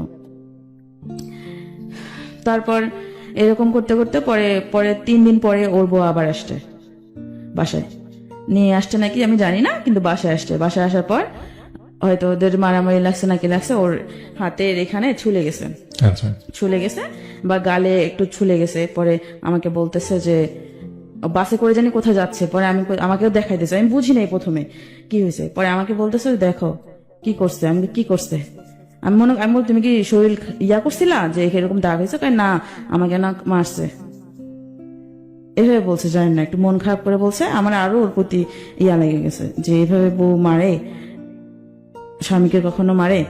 পরে আমি একদিন ওর বউকে জিজ্ঞাসা করছি যে শুনেন, আপনি কি আপনার ইয়াকে আপনার বরকে মারছেন? পরে বলতেছে না, আমি তো মারি নাই, এটা মিথ্যে কথা বলছে। আমি শুধু ওর তোমার সাথে ওর রিলেশন আছে নাকি এটা জানার জন্য আমি ওর গালে ধরছিলাম, আমার নোখটা হয়তো লাগছে, আমাকে এটা বলছে। তাহলে ও একভাবে বললো আর উনি আরেকভাবে বললো, আর কিছু বলেনি। আমাকে একদিন বাসায় আসতে মানে বাসায় এসে আমাকে জিজ্ঞাসা করতেছে, উনি সহ মামুন সহ ওর বউ সহ আসতে আয়সা, আমার আম্মু বাজারে গেছে, ওদেরকে দেখে বাজারে গেছে। এখন আমাকে ওর বউ, ও আমার সামনে বসা, ওর বউ আমার সামনে বসা, আর ও আমার পাশে বসা। ওর বউ আমাকে ডাইরেক্ট জিজ্ঞেস করতেছে যে তুমি, আচ্ছা তোমার স্যার কি তোমাকে কখনো এরকম দেখাইছে যে তোমাকে বিয়ে করবে বা কোনো কিছু, কোনো দেখাইছে, আশা দিছে তোমাকে? তা আমি একবার ওর মুখের ভিতরে দেখি, একবার ওর বউর মুখের ভিতরে দেখি। ও আমাকে না আগেই বলছে, মানে ওনারা আসার আগে আমাকে ফোন দিয়ে বলছে যে আমরা যাইতেছি, ও কিন্তু যাবে তোমার ওখানে, তোমাকে কিছু জিজ্ঞেস করলে তুমি শিকার আসবে না, আমাকে এভাবে বলছে। পরে ওরা আসলো, আমি তো জানি যে ওরা আসতেছে। পরে আমাকে জিজ্ঞেস করতেছে, তুমি সত্যি করে বলো তো তোমার স্যারের সাথে তোমার কোনো সম্পর্ক আছে? বলো, তুমি বলো, যদি কোনো সম্পর্ক থাকে তাহলে আমি নিজের দাঁড়ায় থেকে তোমাকে বিয়ে দিব, এভাবে বলছে। পরে আমি বলছি না, আমাকে তো কখনো এভাবে উনি আশা দেয়নি, আমি মিথ্যা বলছি যে আশা দেয়নি, মানে আমি ও যেটা আমাকে শিক্ষা দিয়েছে আমি সেটাই বলছি। পরে উনি চলে গেল, আমার তো অনেক রাগ উঠছে যে উনি আমাদের বাসায় এসে আমাকে এভাবে বলে গেল, যে আমার অনেক রাগ উঠছিল। তখন তো আমি আবেগের ভাসছিলাম, বুঝছেন। তারপর রাগ উঠছে, তারপর ওর বউ চলে গেল, আমাকে অনেক কিছু বোঝায় চলে গেল। চলে যাওয়ার পর 1 মিনিটও হয় নাই, ও আবার আমার বাসায় আসছে, আইসা আমার হাতে পায়ে ধরতেছে যে আমি যেন রাগ না করি, রাগটা কিছু যেন না করি। আচ্ছা, ওর বউর কথায় ও আমাকে ভালোবাসে আর সারা জীবন ভালোবাসবে, এভাবে বলছে। হাত পানি তো, মানে আমি কান্না করছি আর অনেক প্রচুর রাগ হয়েছে যে কেন আমি ওর কাছে স্বীকার করতে পারলাম না, এত কিছু হয়ে গেছে, কেন আমি স্বীকার করলাম না যে তার সাথে আমার সম্পর্ক আছে, তার হাজবেন্ডের সাথে আমার সম্পর্ক আছে। আমি এটা ওরে বলতেছি, ঠিক আছে, কয় তুমি যদি এখন বলো কুরুক্ষেত্র হয়ে যাবে, আচ্ছা, আমাকে বলতেছে। তারপর আর কি করার, ও আমাকে বোঝাই ঠোঝায় হাতে পায়ে ধরলো, ধইরা মন খারাপ করে চলে গেল। পরে আমি মন খারাপ করছে, পরে আমার বিকেলেও ঘুরতে নিয়ে গেল আমার মন ভালো করার জন্য। ওর বউ বুঝতে পারছে যে ও আমার কাছেই আসছে, আচ্ছা, কারণ ওর বউ তো অনেক চালাক, যেটুকু ওর মুখ থেকে শুনছি বুঝতে পারছে। বোঝার পরে একদিন এরকম করতে 18 সালটা গেল, এরকম ওই ফিজিক্যালি করতেই এভাবে আমাকে নিয়ে যাইতো, ওই আপুর বাসায় নিয়ে যাইতো, আবার নিয়ে আসতো, আবার যাইতো, ওর যখনই প্রয়োজন হইতো। এর মধ্যে নাকি ওর বউর সাথে ওর কোনো কিছু হইতো না। আমাকে আমি যদি জিজ্ঞাসা করতাম যে তুমি আমার সাথে এরকম করো, তোমার বউর সাথে কখন কি করো তুমি? পরে বলে যে আমার না বউর সাথে আমার রুচি কুলায় না, আমাকে এভাবে বলে, রুচি কুলায় না। আর একটা কথা বলছে যে ও আমার কাছে আসতে চায়, আমি ওরে আমার কাছে নেই না, কারণ আমার ভালো লাগে না। যখনই ওরে আমার কাছে নিয়ে আসি আমার তোমার কথা মনে পড়ে, যখনই ও আমার কাছে আসতে চায় আমার তোমার কথা মনে পড়ে, ও আমাকে বলতেছে। তারপর আমি বললাম যে আমি বিশ্বাস করি যে আসলেই তো, কারণ ও তো আমাকে অনেক ভালোবাসে, যদি ভালো না বাসতো তাহলে তো আমার প্রতি এত খেয়াল করতো না, এত করতো না। পরে ও এভাবে বলে আমি ওর কথাই বিশ্বাস করতাম। তবে এমন করতে করতে আমি কনসেপ্ট করি। এটা কবে? এটা বিয়ের আগে, মানে কত সালে? 2018-তে। ওকে, তারপর কনসেপ্ট করার পর আমি ওকে বলি যে এরকম। পরে ও আমাকে বলল যে ও আমাকে একটা মেডিসিন এনে দেয়, মানে বাচ্চাটাকে নষ্ট করার জন্য একটা মেডিসিন নিয়ে আসে। ওকে, মেডিসিন নিয়ে আসা দেয়, পরে আমি মেডিসিন খাই, পরে বাচ্চাটা নষ্ট হয়ে যায়। এটা কিন্তু কেউ জানতো না, শুধু আমি আর ও জানি। ও আমাকে যেভাবে বলতো আমি সবসময় ওর বিশ্বাস করতাম। আমি ভাবতাম যে হয়তো ও সত্যি ভালোবাসে, ও আমার ভালোটাই চাই। আর যারা বলতো যে তোকে ও ভালোবাসে না, তোকে করে ব্যবহার করতেছে, তুই বুঝতেছিস না, আমি মনে করতাম তারা আমার শত্রু, এরকম ভাবতাম। ঠিক আছে, আবারও আমরা আপনার কাছে আসবো। আমরা একটু দর্শকদের কাছে আসি যারা টিউন করে আছেন জাগো FM 94.4 এবং একই সঙ্গে ফেসবুকে আমাকে দেখছেন www.facebook.com/jagofm এবং www.facebook.com/rjudoyer ভেরিফাইড পেজ থেকে। তাদের সবাইকে স্বাগত জানাচ্ছি আরো একবার। মনে করিয়ে দিচ্ছি আপনারা দেখছেন প্রণব লাভ স্টোরি এবং শুনছেন প্রণব লাভ স্টোরি জাগো FM 94.4 থেকে। বন্ধু, হালকা কিংবা ভারী যে কোনো খাবারের সাথে নিজেকে শতভাগ কুল রাখার জন্য সাথে রাখুন প্রণব। লাইফের প্রত্যেকটা মুহূর্তকে উচ্ছ্বাসে ভরপুর করে তোলার জন্য প্রণব 2 লিটারের সাথে এখন প্রাণ লাগছে 170 70 মিলি পুরোটাই কিন্তু ফ্রি। প্রাণ খুলে মনের কথা বলো। সো মনের কথা বলতে হলে তো এখানে আসতে হবে, যেমনটা আজকে এসেছেন মাহমুদা, তিনি কিন্তু সহজ সরল স্বীকারোক্তি দিচ্ছেন, অনেকেই এটা দিবেন না। আমরা মাহমুদাকে একটা স্যালুট দিতে চাই, কারণ মাহমুদা আজকে সাহস করে এখানে আসছেন। এরকম হাজারো মাহমুদা আছেন যারা হয়তো নিজের কষ্টটা নিজের মধ্যে লুকায় রাখছেন, কখনো আসবেন না, কখনো বলবেন না, কিন্তু মাহমুদাকে দেখে হয়তো অনেকে ইন্সপায়ার হবেন, অনেকে ভাববেন যে না আমার গল্পটা একটু অন্যরকম, বাট আমার গল্পটায় হয়তো আরো কিছু মেসেজ লুকায় আছে। কারণ প্রত্যেকটা মানুষের জীবনটা আলাদা, আলাদা আলাদা জীবনের আলাদা আলাদা গল্প তৈরি হয়, সেখানে ভালোবাসা হয়তো একটা শব্দ থাকে। এই লাভ স্টোরিতে সেই গল্পগুলোই আসে, যেখানে মাহমুদার ভালোবাসা ছিল একপাক্ষিক। সে একজনকে ভালোবেসেছিল, ভালোবেসে এতটাই অন্ধ হয়ে গেছিল যে মানুষটা বিবাহিত জানার পরও তাকে ছেড়ে আসতে পারেনি। কারণ ওই যে তাদের মধ্যে শারীরিক যে সম্পর্কটা হয়ে গেছে, একটি বাঙালি নারীর ক্ষেত্রে এই ব্যাপারটা এতটাই বিশাল যে সে চাইলেও তখন আর ফিরে আসতে পারে না। যখন যে ব্যাপারটা তার সাইকোলজিতে কাজ করে যে না আমার তাকে এখন বিয়ে করতেই হবে, সে যে বিবাহিত তাতে আমার কি যায় আসে, আমি তো তার সাথে ইনভলভ হয়ে গেছি। এবং সেই প্রেক্ষাপট থেকে মাহমুদা কিন্তু তার ইচ্ছার বিরুদ্ধেও তার সাথে বারবার শারীরিক সম্পর্কে যুক্ত হয়ে গেছেন, এবং একটা পর্যায়ে সেই মানুষটির ওয়াইফের সাথেও সে মিথ্যে বলেছেন, এবং দিনের পর দিন তাদের মধ্যে এই সম্পর্কটা কন্টিনিউ ছিল। এক পর্যায়ে মেয়েটি প্রেগনেন্ট হয়ে যায়, কিন্তু সেই আবারও জঘন্য যে কাজটি আমাদের সমাজে প্রচলিত রয়েছে, অর্থাৎ এই অনাগত ভবিষ্যতের পিতৃত্ব কি হবে, কোনো পিতৃত্বের পরিচয় নেই, তাই সন্তানটিকে পৃথিবীতে আসতেই দেওয়া যাবে না, এবং তারই পরিণতি বাচ্চাটিকে নষ্ট করে দেওয়া হলো। তারপর কি হলো আমরা শুনবো, তবে তার আগে জানিয়ে রাখি, তোমরা যারা লাইভটা দেখছো, বন্ধু তোমাকে বলছি যে তুমি আজকে প্রথমবার লাইভ দেখছো বা নিয়মিতই দেখো, আমার লাইভটা কিন্তু তুমি চাইলে শেয়ার করতে পারো। 10টা গ্রুপে শেয়ার করো, বেশি না 10টা করে গ্রুপে যদি প্রত্যেকে শেয়ার করেন, কালকে রাতে ভিতরে এইটা অনেক অনেক মানুষের কাছে পৌঁছে যাবে। আজকে রাতে অনেকে ঘুমায় গেছে, যারা কখনো রেডিও দেখে না, ফেসবুকে ঢুকে না, আমাদের এই পেজগুলো তারা ভিজিটই করে না, কিন্তু আপনার ফ্রেন্ড লিস্টে এরকম অনেক ফ্রেন্ড আছে যে সামাও এই ভুলটা করতেছে নিজে নিজে, হয়তো কাউকে বলতে পারতেছে না। সো আপনি জাস্ট নিজের অজান্তেই সেই মানুষটাকে সাপোর্ট করতেছেন। আপনি নিজের টাইমলাইনে ভিডিওটা শেয়ার করেন, আপনি যে গ্রুপগুলোতে ভিজিট করেন সেই গ্রুপগুলোতে এই ভিডিওটা শেয়ার করেন, তো কি হবে যে অনেক মানুষ দেখতে পারবে, কালকে দিনের বেলাও অনেকে ভিডিওটা দেখবে। সো আমি আপনাদের কাছ থেকে এই সাপোর্টটুকু চাই, জাস্ট শেয়ার করেন। এই লাইভটা যত বেশি শেয়ার করবেন তত বেশি গল্পগুলো মানুষের কাছে পৌঁছাবে। এগুলো তো গল্প না, এগুলো জীবনের কথা। একটা মানুষ তার নিজের জীবনের, বাস্তব জীবনের ভালোবাসার গল্প বলতেছে। এখানে ভালোবাসা কোথায়, এখানে মোহ কোথায়, এখানে প্রতারণা কোথায়, সেটা আমরা নিজেরাই খুঁজে নিব। চলেন জাস্ট শেয়ার করি। মাহমুদা তারপরে আবার ফিরে আসি। তার আগে একটু বন্ধুদেরকে বলি যে আপনিও এখানে আসতে পারেন। মাহমুদার আজকের গল্প শুনে যার মনে হয়েছে যে আপনি আসবেন, রেডিওটাতে আইসা গল্পটা বলতে হবে, এটা লাইভ কিন্তু। সো আপনাকে এরকম রাত বিরাতে গল্পটা বলার ইচ্ছা থাকতে হবে, সাহস থাকতে হবে। শেষ সময় গিয়ে বলবেন যে আমি তো রেজিস্ট্রেশন করছিলাম, তখন না আসলে আমার ওয়াইফের সাথে আমার ঝগড়া চলতেছিল, আমার বয়ফ্রেন্ডের সাথে আসলে আমার একটু ভুল বোঝাবুঝি ছিল, এখন তো আমি আর যাবো না। এরকম যারা আছেন তারা গল্প রেজিস্ট্রেশন করবেন না। অনেকেই আছেন ক্লাস 6-7 পড়েন, মন চাইলেও লাভ স্টোরিতে রেজিস্ট্রেশন করেন, পরে ফোন করি দেখি আপনার আম্মা আব্বা ধরছে, আপনি একটা অকওয়ার্ড সিচুয়েশনে পড়েন। এইরকম বোকামিগুলা করবেন না। এতবার করে একই কথা কেন বলি, যেন আপনি এখানে সুস্থভাবে আইসা গল্পটা বলতে পারেন। সো ঠান্ডা মাথায় শুনেন রেজিস্ট্রেশন করার নিয়ম। মোবাইলের মেসেজ অপশনে গিয়ে টাইপ করতে হবে RLS, একসাথে লিখবেন RLS, স্পেস দিয়ে নিজের নাম লিখেন, এরপর স্পেস দিয়ে লোকেশন লিখেন, আপনি কোথায় থাকেন, আপনার হোম টাউন না যেখানে থাকেন। স্পেস দিয়ে আপনার প্রফেশন লিখবেন, ধরেন আপনি স্টুডেন্ট, পরের ইন্টারমিডিয়েট ফার্স্ট ইয়ারে লিখে দিবেন কলেজ প্রথম বর্ষ। আপনি যদি মনে করেন যে জব করেন তাহলে লিখবেন জব। আপনি ভার্সিটিতে পড়েন লিখে দিবেন আমি ভার্সিটি স্টুডেন্ট। অবশ্যই যারা ডিভোর্স আছেন তারা মেনশন করবেন আমি ডিভোর্সড। আমি স্পেশালি ডিভোর্সদেরকে এই জন্য বলি যে একটা সংসার হয় তারপর ডিভোর্স হয়ে যায়, এই গল্পটার পিছনে অনেক কিছু লুকায় থাকে। সংসার জীবনে অনেক ভালোবাসা থাকে, সেই ভালোবাসা কোথায় ম্লান হয়ে যায়। সেই জন্য যারা ডিভোর্সড আছেন তারা কিন্তু রেজিস্ট্রেশন অবশ্যই করবেন, যদি আপনি স্বেচ্ছায় এখানে এসে লাভ স্টোরিতে গল্পটা বলতে চান। এবার সেই এসএমএসটা পাঠিয়ে দিবেন 26969 নিজের মোবাইল থেকে, বাবা মার মোবাইল থেকে না, যেখানে ফোন করলে আমরা আপনারে পাবো। ঠিক আছে, রেজিস্ট্রেশন করেন। চলেন মাহমুদার কাছে যাই। মাহমুদা তারপরে কি হলো? তারপর যখন ও বাচ্চাটা নষ্ট করার পর আমি ও যা বুঝাইতো আমি তাই বুঝতাম। তারপর আমি ওর প্রতি আরো অনেক দুর্বল হয়ে যাই। ও আমাকে এতটাই দুর্বল করে আমি ওরা ছাড়া কিচ্ছু বুঝি না।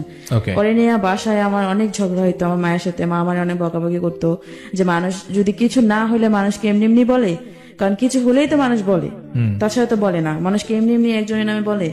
আম্মু তারপরও আমাকে বলতো যে ওই যে হ্যাঁ যেন আমাদের বাসায় না আসে আর আমাকে বলতো, কিন্তু আমি কখনো তাকে নিষেধ করতাম না আমাদের বাসায় আসতে, কারণ তাকে আমার না দেখলেই ভালো লাগতো না, তাকে আমার দেখতে হইতোই। ঠিক আছে, সে যখন আসতো আমার বাসায় মনে হতো কি যে আমি আমার প্রাণ ফিরে পেয়েছি, এরকম একটা লাগতো। তারপর ও আমার আম্মু বারবার বলতো তুই কিন্তু বলবি না আমাদের বাসায় আসতে, ঠিক আছে, মানুষ অনেক কথা বলে। আমি শুনতাম না, আম্মুর কথা শুনতাম না। তারপর ও আমার বাসায় আসে, আমার বাসায় আসলে আম্মু রাগ হয়, কিন্তু বুঝায়, ওর সামনে বোঝায় না, কিন্তু আমাকে বুঝায়। তারপর আমাকে আবার ও বলে যে তোর আম্মু কি কি বললাম, না কিছু বলে নেই, এভাবে বলতাম। ও যদি আমার সাথে একটু বসে কথা বলে আমার খুব ভালো লাগতো। নিজেকে সারাদিন ওর সাথে দেখা নাইলেও অনেক খায়, মনে কি আমি অসহায় অনেক। আচ্ছা, আর ও যখন আসতো তখন মনে হতো যে ও ছাড়া মানে ওই আমার পুরো পৃথিবী, ওকে, এরকম ভাবতাম। কারণ ওরকমটা আমার কাছ থেকেও আমার কোরাই নিছে, যেন ওরে ছাড়া আমি কিছু না বুঝি, ওকে, আর অন্য কারোর কাছে যাইতেও না পারি। কখনো কারোর সঙ্গে ফোনে কথা বলতে পারতাম না। আমার ফেসবুক অ্যাকাউন্ট যে ছিল ওটাও ওর কাছে থাকতো, আচ্ছা, কার সাথে SMS করে না করে ও সব দেখতো। হুম, ঠিক আছে, আবার অনেক সময় দেখা যায় আমার নাম্বার ট্যাপেট করে রাখতো, আমার কল সব ওর ফোনে যাইতো, আচ্ছা, এরকম রাখতো। মানে দেখতো যে আসলে আমি ওর প্রতি কতটা দুর্বল, কারণ যতটা আমি ওর প্রতি দুর্বল হব ততটাও আমাকে ব্যবহার করতে পারবে। কিন্তু আমি তখন বুঝি নাই, এখন বুঝি। তারপর এরকম করতে করতে গেল। আমার একদিন পরে একটা আন্টি ছিল আমার, ওই আন্টিটা পরে আমার সবাই আমাকে বোঝাইতো, দেখ মানে যারা যারা জানতো যে এরকম তোর থেকে অনেক বয়সের, কিন্তু বোঝা যায় না যে তার বউ আছে, বাচ্চা আছে। ওকে দেখলে কেউ বলতে পারবে না যে ওর বিয়ে হয়েছে বা বাচ্চা আছে, ওকে, আমাকে বোঝায়। তারপর আমি বুঝতাম না, আমি শুধু বলতাম যে আন্টি দেখো আমি তো তার অনেক ভালোবেসে ফেলছি, আমার পক্ষে সম্ভব না সরে আসা। যদি সরে আসা হয়তো তাহলে যখন দেখছি যে ওর বউ আছে, বাচ্চা আছে, তখনই সরে আসতাম। ঠিক আছে, আমি এভাবে বলতাম। তারপর বলতো যে নিজের কপালটা খাইস না, আমাকে এভাবে বলতো। তাই আমি বলতাম, আমি শুনতাম না, কারণ যেন আমি একটা মোহর ভিতরে ছিলাম। আমার কাছে এরকম মনে হয়েছে, মানে আমি রঙিন চশমা পরে আছি, আমার ওর যা কিছু দেখে আমার সবটাই ভালো লাগে, এরকমটা মনে হইতো। তারপর এক পর্যায়ে যখন আসে, অনেকটা গভীরে চলে আসে, এটা 2018 শেষের দিক, 2018 সালের শেষের দিক। ও আমাকে আমার সাথে কিরকম খারাপ ব্যবহার করা শুরু করে। খারাপ ব্যবহার বলতে আমাকে বোঝায় যে এখন বিয়ে করা যাবে না। আমি ওকে কিন্তু ইদানিং খুব মানে তখন খুব বলতাম যে আসো বিয়ে করি, চলো বিয়ে করি। যখনই ডাকতো আমাকে নিয়ে যাইতো কোথাও, তখনই আমি বলতাম চলো বিয়ে করি, মানে বিয়ের গানটা ছিলই। তার বলতে এখন বিয়ে করবো না, এখন বিয়ে করলে সমস্যা আছে, ঠিক আছে, এখন অনেক সমস্যা করতে পারে ওর বউ শুনলে। আর পরে বলতেছে যে আমরা বিয়ে করবো, কেউ তো জানবে না যে আমরা বিয়ে করছি, ঠিক আছে। আমি এভাবে বলছি, পরে আচ্ছা ঠিক আছে দেখি। তার কয়েকদিন পর দেখি ও আমার সাথে পোল্টি বাজ নিল যে শোনো এখন বিয়ে করা যাবে না। যখন দেখছি আমি ওখানে বিয়ের জন্য চাপ দিচ্ছি, তখন বলছে শোনো এখন বিয়ে করা যাবে না, বিয়ে এখন যদি করি অনেক প্রবলেম হবে, আমি অনেক প্রবলেমে পড়বো, আমাকে বলতেছে। কারণ এখন তো সবাই জানে যে হয়তো তোমার সাথে আমার সম্পর্ক। এ নিয়ে একদিন অনেক কিছু হয়েছে ওর বাড়িতে, ওর বউ গেছিল, সবাই আমার আম্মু জানতো না, আম্মু একদম পরে বিশ্বাস করছে। একদিন আমাকে ফোন দিছে, ওর বউ রাগ হয়ে চলে গেছে, বাড়িতে পাঠাই দিছে। ও আছিল বাড়িতে, ও আমাকে যখন যেটা বলতো তখন আমি সেটা রান্না করে দিতাম। এমনকি আমি আমার বাসায় রান্না করে ওর বাসায় পৌঁছায় দিতাম আমার ভাইকে দিয়া, আবার আমার বাসায় এসে খেয়ে যেত, এরকম খেয়ে যেত। তারপর ও আমাকে বলতেছে যে আজকে বাড়িতে যাবো। আমি কই কেন? কয় হ্যাঁ দরকার আছে। কি রান্না করছো? আমি কই রান্না করছি।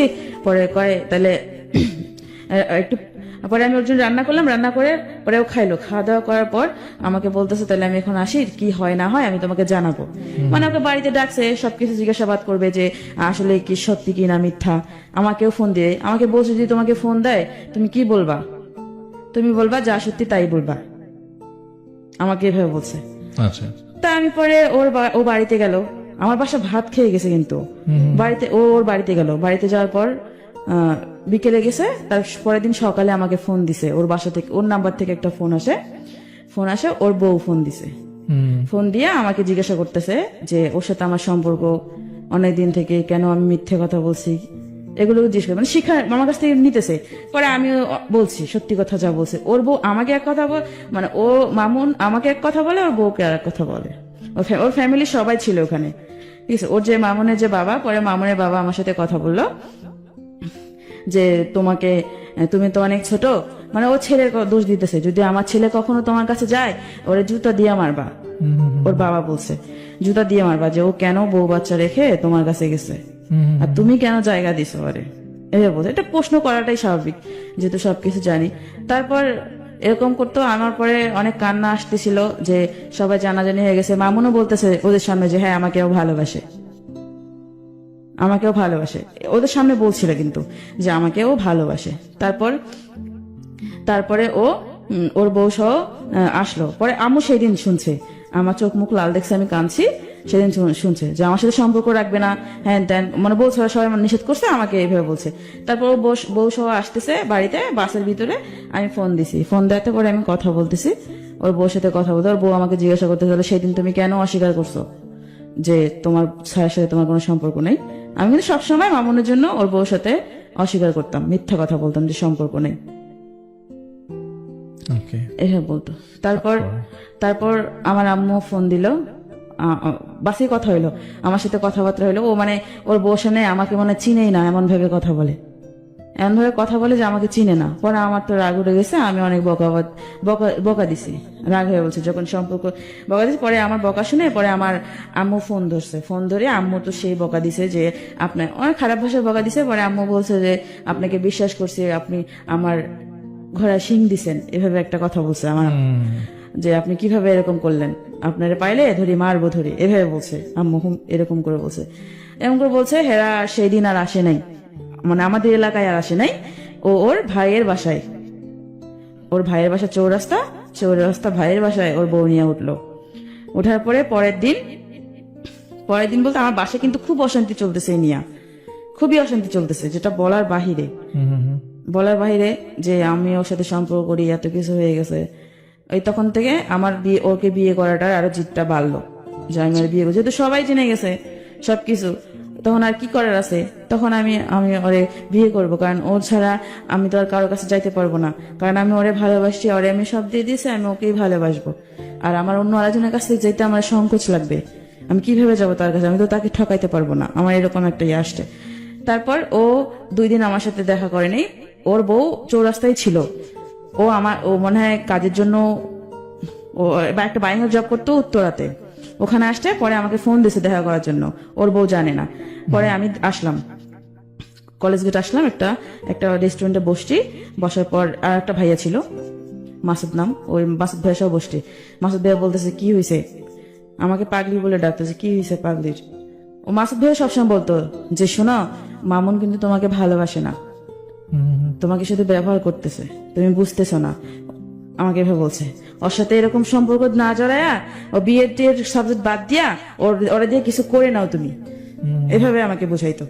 কিন্তু আমি তারপর ইয়া করতাম না। পরে ওই রেস্টুরেন্টে এসে মাসুদ ভাইও আসলো, মামুনও আসলো। তারপর বলতেছে যে হ্যাঁ আমরা বিয়ে করব, এখনই বিয়ে করব। মামুন বলতেছে চলো এখনই বিয়ে করব, মানে ও আমাকে দিয়ে কান্দে দিছে, এমন একটা ভাব, কান্না করে দিতেছে। আমি তো আগে থেকে কাঁদতেছি, ওর জন্য পাগল আমি, যেহেতু ওরে আমি দেখি না 2 দিন থেকে। পরে বিয়ে করবো, রাত্রি 9টা বেজে গেছে, ওখানে একটু খাওয়া দাওয়া করলাম। খাওয়া দাওয়া করে পরে মাসুদের সাথে প্ল্যান করলো যে ও রুম নিলে আমরা বাসায় উঠে যাবো বিয়ের পর, ঠিক আছে। তারপরে কথাবার্তা হওয়ার পর ও এরকম চললো কিছুদিন, ওর ভাইয়ের বাসার থেকেই জব করলো, এখানে আর আসলো না। ওই যে আমার আম্মু বলছে এই কথা, ভয় পেয়েছে হয়তো। তার কয়েকদিন পর আসছে এই বাসায়, আমরা যেখানে থাকি ও পাশাপাশি থাকতো, ওই এলাকায় আসার পর আমরা জানি, কিন্তু আমরা যে ওই রোড দিয়েও চলাচল করে না, তার আরেকটা রোড আছে, ওই রোড দিয়েও যাওয়া আসা করে। তারপর এরকম করতে করতে যায়। তারপর আবার জানি কি হইলো, আমাকে বলতেছে হয়তো ওর বউ নাকি ওরা চাপ দিছে আমাকে, শোনো এখন তোমাকে বিয়ে করা যাবে না, আমি তো তোমাকে এখন বিয়ে করতে পারবো না, এখন যদি তোমাকে বিয়ে করি তাহলে আমার 10 লাখ টাকা প্রয়োজন। আমাকে 10 লাখ টাকার প্রয়োজন, মানে হ্যাঁ 10 লাখ টাকা প্রয়োজন, আমার বউকে দিতে হবে, আমাকে এভাবে বলছে 10 লাখ টাকা দরকার। পরে আমি বলছি 10 লাখ টাকা দরকার, এটা তো আমি জানি না। ও আমাকে আবার আমার একটা আন্টি সহ রেস্টুরেন্টে ডাকছিল যে আসো, পরে আমি ওর সাথে দেখা করবো বলছি কলেজ গেটে। পরে আমি কলেজ গেটে গেছি, আমার আন্টিকে নিয়ে গেছি। আমার তো আমি তো সারাদিন কাঁদছি, তারপর চোখ মুখ একদম ইয়ে হয়ে গেছে, আমার গলাটা একটু ভাঙা হয়েছে।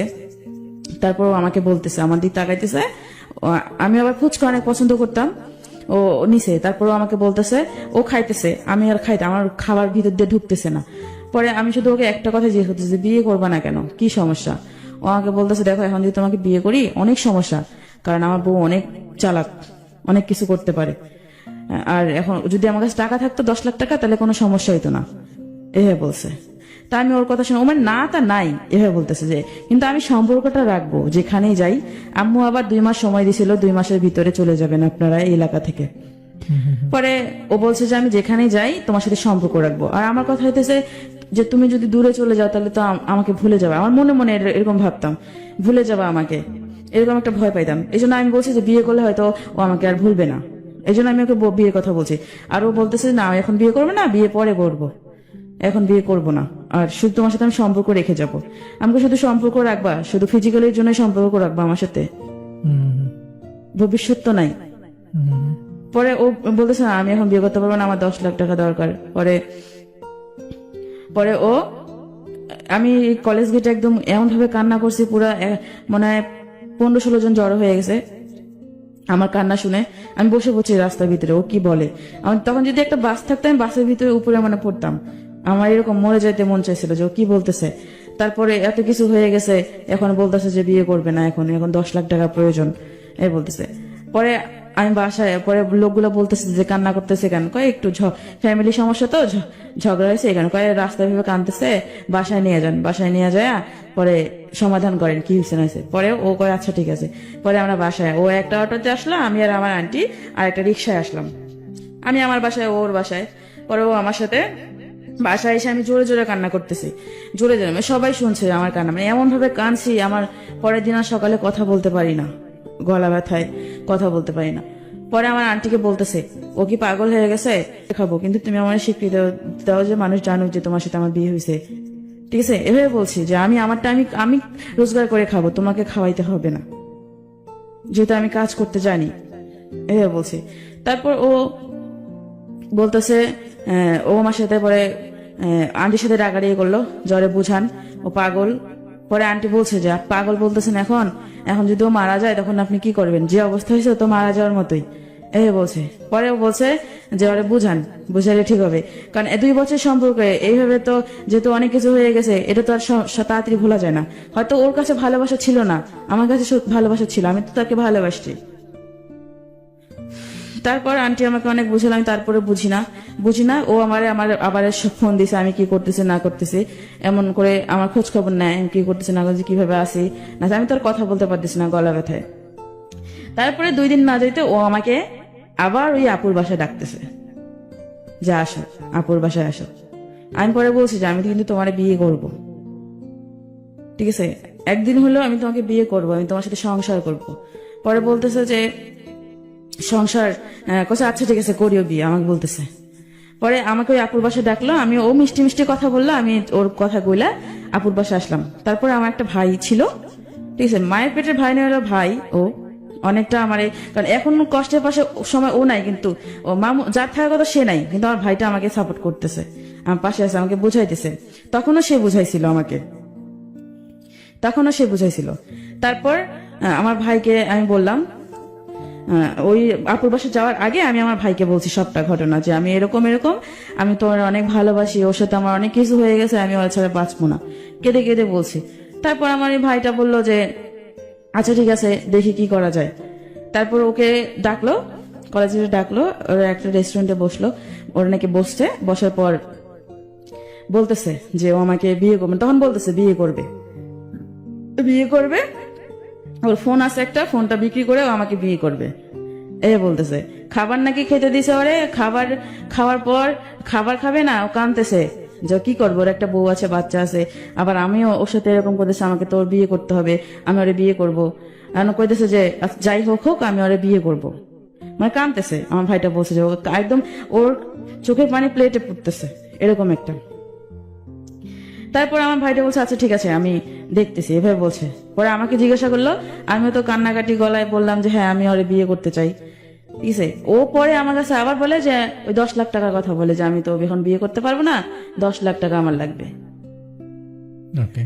10 লাখ টাকা লাগবে। আমি পরে আর কিছু বলি নাই, কারণ আমার তো অনেক কষ্ট, আমি তখন অনেক কষ্টে ছিলাম, কারণ আমি ওরে এত বিশ্বাস করলাম, ও যখন যেটা বললো তখন সেটা করলাম। আর এখন আজকে ও আমাকে বলতেছে যে 10 লাখ টাকার জন্য ও আমাকে বিয়ে করতে পারবে না, কারণ আমি তো অনেক গরিব। যদি ও আমাকে বলে কি, আর আমি তো ওরে 10 লাখ টাকা দিতে পারবো না, বলি কি। তারপর ও আমাকে যখন এই আপুটার বাসা ডাকলো, আমি আমার ভাইটাকে বললাম যে ও আমাকে আবার আজকে ডাকতেছে, ও বলে আমার সাথে সম্পর্ক, আমাকে বিয়ে করবে না, অথচ আমার সাথে ফিজিক্যাল রিলেশন করার জন্য আজকে আবার ডাকতেছে। আমি ওর ভাইটাকে বলছি, পরে আমার ভাইটা বলতেছে আচ্ছা ঠিক আছে তুই যা দেখ, আমি পরে একটা ব্যবস্থা করতেছি। পরে ওর যে ফ্রেন্ড ছিল আমার ভাইয়ের, ওর ফ্রেন্ড 2টা ফ্রেন্ডকে নিয়ে ও কলেজ গেট ছিল। পরে আমি আপুটার বাসায় গেলাম ওর সাথে থাকার পরে আমার ভাইটা বারবার ফোন দিতেছে, আমি ওর ফোন একবার রিসিভ করি তো আর একবার রিসিভ করি না। পরে আমাকে মামুন বলতেছে যে তুমি কেন, ও কেন বারবার তোমাকে ফোন দিতেছে। আমাকে ফোন দিচ্ছে ও কলেজ গেট আসছে তো আমাদের সাথে হয়তো তোমার সাথে দেখা করবে, ওর মনে হয়তো সন্দেহ ঢুকছে, ঠিক আছে। পরে আপুর বাসায় 2 ঘন্টা থাকার পর আপুর বাসা থেকে বের হয়ে আসছি, তাড়াতাড়ি আমি বের হয়ে আসছি। বের হয়ে আসার পর ও দেখে রাস্তার মোড়েই, একদম আমি ঠিকানা দিছি রাস্তার মোড়েই আসছে। রাস্তার মোড়ে আসা পরে ওর হাতে একটা ফোন, আমার মামুনের হাতে একটা ফোন ছিল, আমার হাতে একটা ফোন ছিল। আমি আবার আমার ভাইটা আবার ফোন 2টা নিছে যাতে মামুন কোথাও ফোন না দিতে পারে। পরে মামুনকে নিয়ে চলে আসলো। মামুন আমাকে বলতেছে আমি কি তোমাকে বলছি বিয়ে করব না? বিয়ে তো করবো, এত তাড়াতাড়ি করার কি আছে, আর এরকম করলা কেন? বিয়ে তো করবো তোমাকে। আমি বলছি বিয়ে তো করবা, ঠিক আছে, এখন হলেও করবা পরে হলেও করবা, তাহলে এখন করি, সমস্যা কোথায়, কেউ জানলো না। আমি আবার এটা বলছি। পরে আমার ভাইটা নিয়ে আসলো, আসার পর কাজী অফিসে তো নিয়ে জানে একটা যে বিয়ে পড়াইছে তার বাসায় নিয়ে আসছে। ওই বাসায় বিয়ে হলো, কারণ একটা মানুষ যদি জোর না করতো তাকে তো কেউ, মানে মন যদি না আছে তাকে তো জোর করে কেউ বিয়ে দিত না। আমি যদি বিয়ে না করি, আমাকে যদি কেউ মেরেও ফেলে, তারপরে তো আমি বলবো যে আমি বিয়ে করব না, আমি মরে গেলে যাব। কিন্তু ও বিয়েটা সুন্দরভাবে করলো। আমি আমার কাগজপত্র দিলাম, আমি আমার কাগজপত্র দিছি, ওটাও কাগজপত্র দেয়নি, বলছে যে ওর কাগজপত্র এখন নাই, বাসা থেকে আইনা পরে দিবে। বিয়েটা হলো, বিয়েটা হওয়ার পর বিয়ে যে করবো টাকা ছিল না, ওর কাছে নাকি টাকা নেই। আমার আম্মু আমাকে কষ্ট করে একটা স্বর্ণের চেন বানাই দিছিল, আমার পড়লে হয়তো আমার ভালো লাগবে এই কারণে, সবার গলায় আছে আমার গলা খালি, এই কারণে আম্মু আমাকে কষ্ট করে একটা স্বর্ণের চেন বানাই দেয়। আমি ওর এতটাই ওর প্রেমে অন্ধ হয়ে গেছিলাম যে আমি তখন ভাবি নাই যে আমার মায়ের তো এটা কষ্ট রোজগার করার টাকা দিয়ে চেনটা বানানো। আমি ওর জন্য এই চেনটা পর্যন্ত বিক্রি করে দিই, বিক্রি না বন্ধ করে রাখছিলাম 10,000 টাকায়, কিন্তু পরে আর ওই চেনটা উঠাইতে পারিনি। আচ্ছা, তারপর বিয়ে যখন করি, বল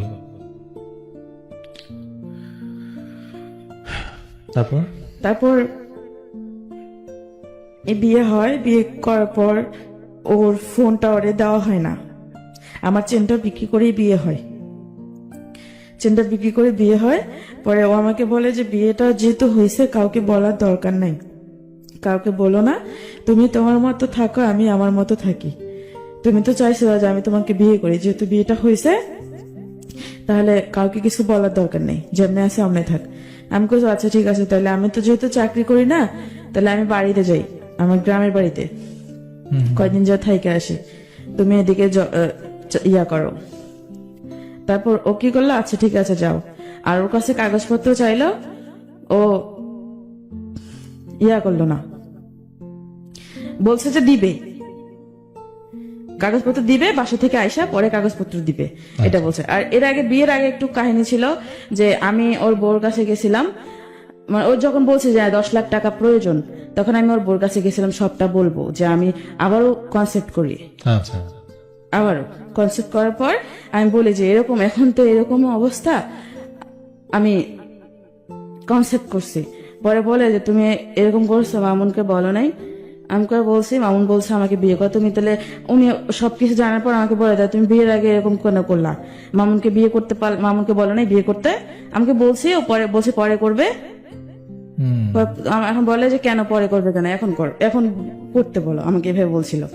আমি মামুনকে সব কথা, মামুনের বউকে সব কথা বলছি, সেই দিন বলছি। তারপরে মামুন এই গন্ডগোলটা করছে, মানে এই 10 লাখ টাকার কাহিনী করছে। মামুনের বউকে বলছিলাম যে এই কারণে মামুনের বউ হয়তো মামুনকে কিছু বলছে, হয় তারপর যে আমি কনসেপ্ট করছি যদি কিছু হয়, কিছু যদি করি। পরে মামুন এটা হয়তো চাল খাটাচ্ছে যে 10 লাখ টাকা প্রয়োজন আমার, আমি জানি না কোনটা সত্যি ছিল আর কোনটা মিথ্যা ছিল।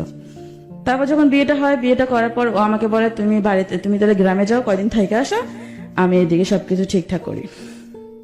আমি ওর কথা বিশ্বাস করলাম, আমি বাড়ি গেলাম। পরে বাসে আমি যখন বাসে, তখন আমাকে ফোন দিয়ে বলে যে আজকে তো আমাদের বিয়ে হয়েছে, আমি তোমাকে বাসা যাইতে দিলাম কেন? আমি কই কেন, আমি তো ইচ্ছা করলে বাসায় তোমাকে রাখতে পারতাম, যেহেতু আমার বউ বাসায় নেই।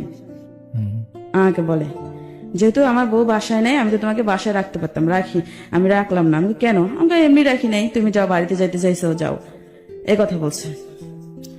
এরপরে পরের দিন ও কি করলো, আমাকে দুপুরের দিক বিকালের দিক ফোন দিছে, ফোন দিয়ে বলে যে ওর 500 টাকা লাগবে।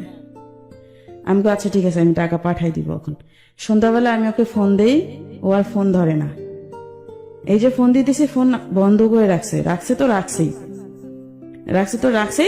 সেই দিন রাত্রেই আমার আম্মুর কাছে হয়তো ফোন দিছে ওর বউ বা কেউ, আমার আম্মুকে বলছে যে আমি প্রেগনেন্ট।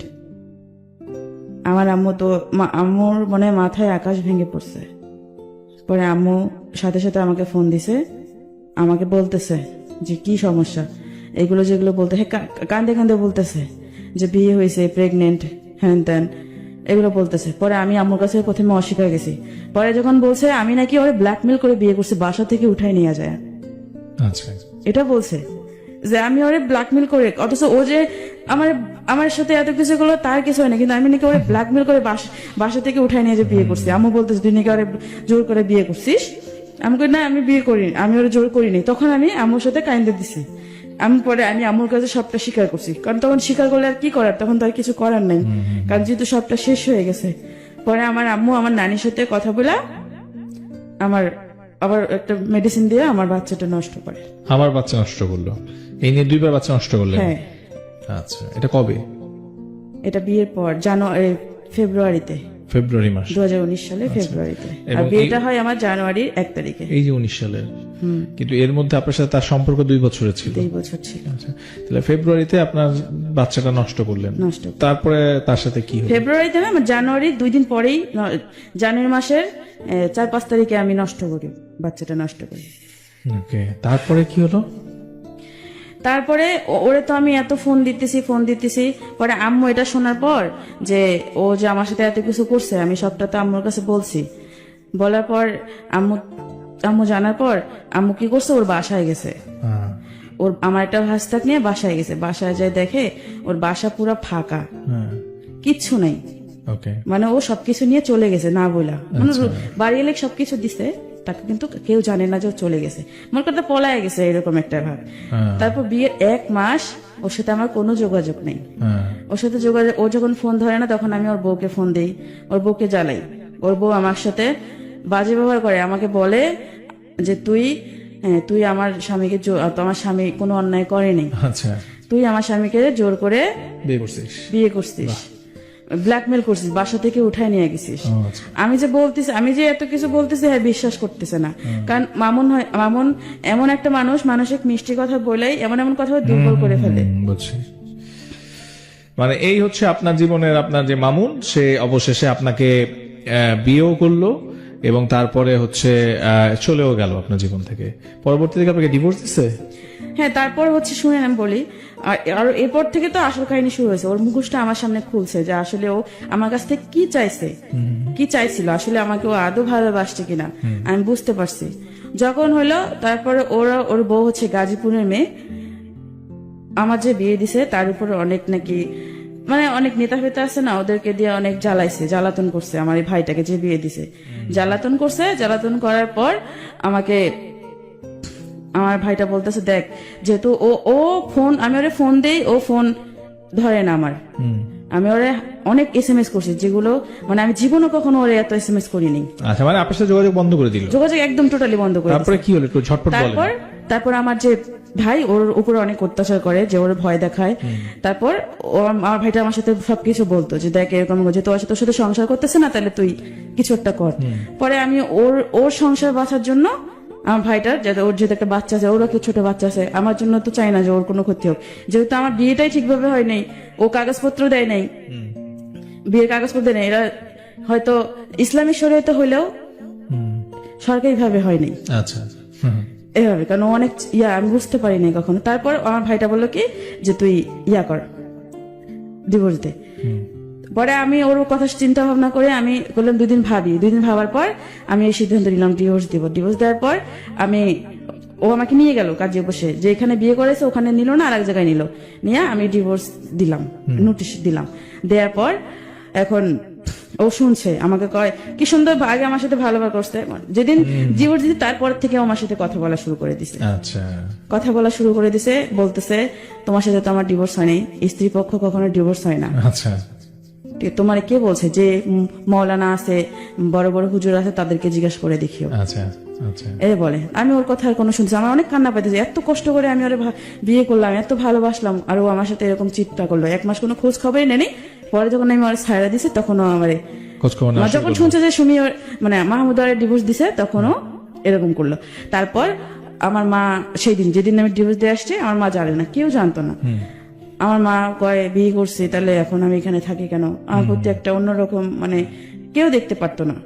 বাসা থেকে আমাকে বের করে দেয়, ওকে আমার আম্মু বের করে দেয়। আমি কোথায় যাব? আমার তো কেউ নাই, আমি তখন অসহায় পড়ছি। পরে আমার যে ভাইটা যে বিয়ে দিছে, ওরকে আমি ফোন দিলাম সবার আগে। ফোন দিয়ে পরে বললাম যে দেখ এরকম এরকম বাসা থেকে বের দিচ্ছে। ওর যে মামা তো বোন আছে একটা, ওর বাসায় ও আমাকে নিয়ে গেল কাশিমপুর, আচ্ছা ওখানে রাখলো। রাখার পর ও আমাকে বলতেছে, রাখলো, আমার সবকিছু যাবতীয় মানে থাকা খাওয়া খরচ সবকিছু দিয়ে দিছে।